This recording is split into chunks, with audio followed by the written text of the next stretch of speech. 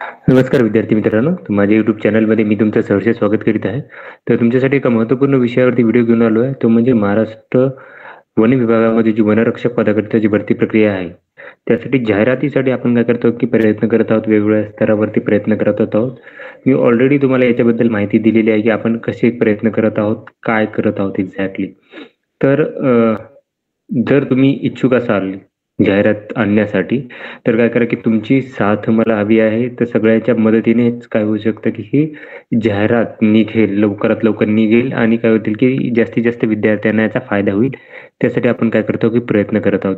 आता ही वनरक्षक पदकरिताची हे आहे जाहिरात आहे, लक्षात घ्या.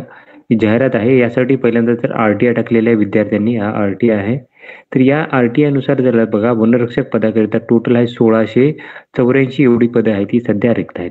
याच्यामध्ये बघू शकता इथं का पदानुसार जर सरळ सेवेची पदं जी आहेत ती आहेत, टोटल आहेत 9,785.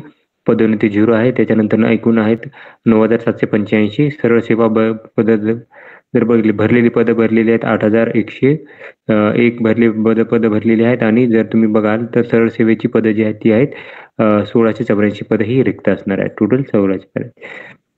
आता या अनुकरूनच या माहितीच्या अनुसरून आपल्याला काय करायला लागेल, ॲक्ट करायला लागेल.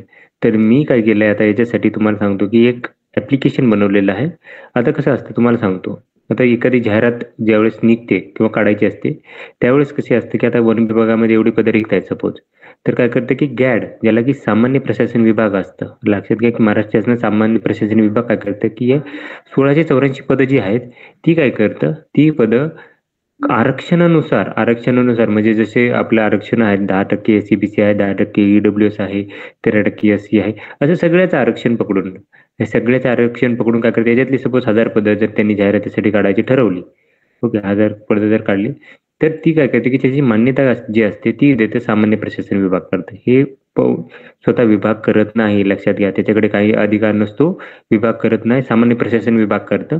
सामान्य प्रशासन विभाग सपोज 1000 पदाचं हे केलं त्यांनी, मान्यता दिली. तर त्याच्यानंतर काय करतं की हे जातं वित्त विभागाकडे जातं. वित्त विभाग काय करतं की याला परमिशन देतं 1000 पदांसाठी जर आपण जाहिरात काढली तर आपल्याला तेवढा फंडिंग आहे का? तर याची ही इंटरनल प्रोसेस आहे, सांगत आहे मी इंटरनल प्रोसेस असते. तर पण हे प्रत्येक भरतीच्या वेळेस काय होतं की होत असते, यांच्या परमिशन घेतात. ही फाईल काय करते की जाते इकडून तिकडे. आता ही गोष्ट असते ती जर याची परमिशन जर भेटली तर आपल्याला जाहिरात लवकरात लवकर येते.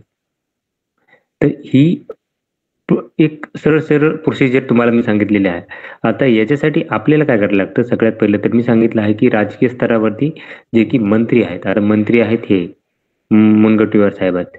तर याच्याकडे आणि त्याच्यानंतर जे मुख्यालयामध्ये जे बसणार आहेत प्रधान सचिव, तर त्यांना आपल्याला काय करायला लागेल की दोन्हीकडनं आपल्याला मेहनत हे करायला लागणार आहे.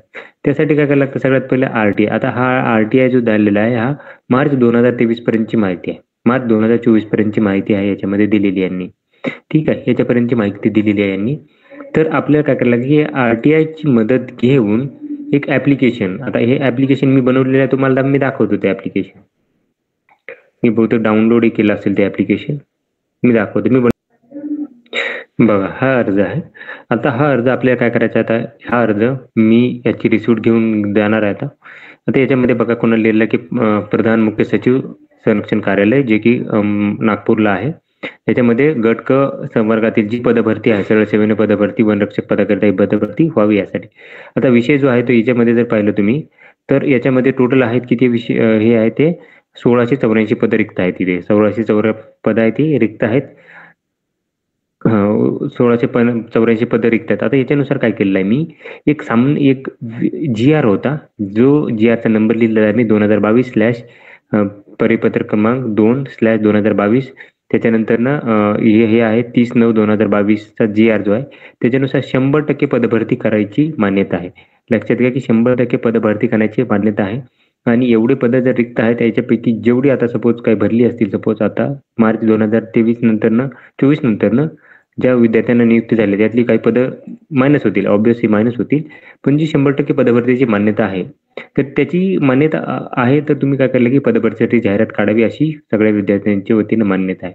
आता इथं अजून एक मुद्दा लिहिला की 2021 पासून जर 3 वेळेस पोलीस भरती होत आहे आणि सध्याची जी जाहिरात आहे ती बघा 17,471 पदांकरिता आहे.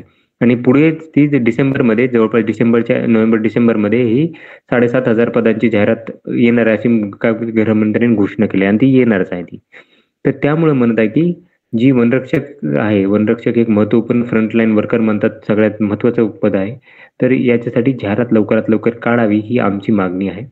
तर यासाठी काय करायला लागेल आपल्याला, हे पत्रक आहे हे काय करायला लागेल, प्रत्येकाने आपल्या आमदाराकडनं घेऊन जायचं आहे. लक्षात घ्या काय म्हणत आहे मी, हे पत्रक घेऊन जायचं आहे आणि आमदाराकडून हे पत्रक काय करायचं आहे, तुम्ही मुनगंटीवार साहेबाला काय करायचं की पाठवायचं आहे.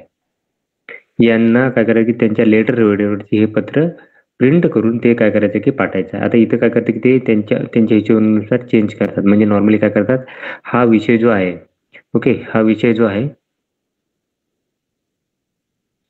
1600 मी चेंज करतो इथे.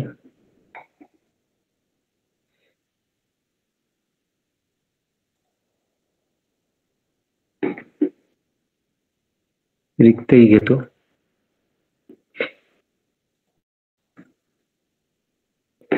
ठीक आहे.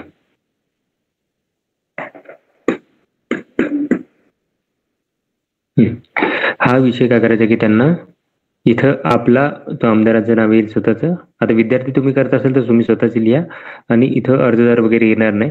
तर हे त्यांच्या आमदाराच्या याच्यावरती काय करायचं की लेटर घेऊन काय करायचं आहे की यांना जे यांना काय करायचं की पाठवायचं आहे. यांना ते काय करायचं त्यांच्या थ्रू जाते, तर यांना हे निवेदन दिलं जातं असं होतं. ठीक आहे. हे निवेदन जेवढे जास्त जाईल तसं त्यांना काय होईल की आता निवडणूक आहेत त्यामुळे काय करेल की तुम्हाला लवकरात लवकर द्यायला लागतील आणि हे झाल्यानंतर आपल्याला प्रशासकीय स्तरावर म्हणजे त्याचे जे निवेदन जेवढे येतील तेवढे निवेदन आपल्याला काय करायला लागतील की हे या कार्यालयामध्ये द्यायला लागतील. ओके, असे 2 निवेदन काय करायला की आपल्याला द्यायला लागणार आहे. म्हणजे एक एक काय करायला लागेल की आमदाराकडून यांना आणि दुसरं कोणाला की हे जे आहे लेटरमध्ये लिहिलेले यांना. तर हे 2 जर आपण जर दिले तर आपली जाहिरात आहे ती लवकरात लवकर निघेल. आपल्या ॲटलीस्ट जाहिरात पडेल, नंतर प्रोसेस कधी होईल ते होईल. फक्त जाहिरात पडेल आणि आपण अर्ज भरून काय करेल की ज्या विद्यार्थ्यांचं वय आहे त्या विद्यार्थ्यांना चान्स मिळेल. तर ही प्रोसेस जेवढे लवकरात लवकर कराल तेवढी लवकरात लवकर जाहिरात निघेल आणि माझ्या या मोहिमेमध्ये काय करायचं मला तुमची साथ हवी आहे. धन्यवाद.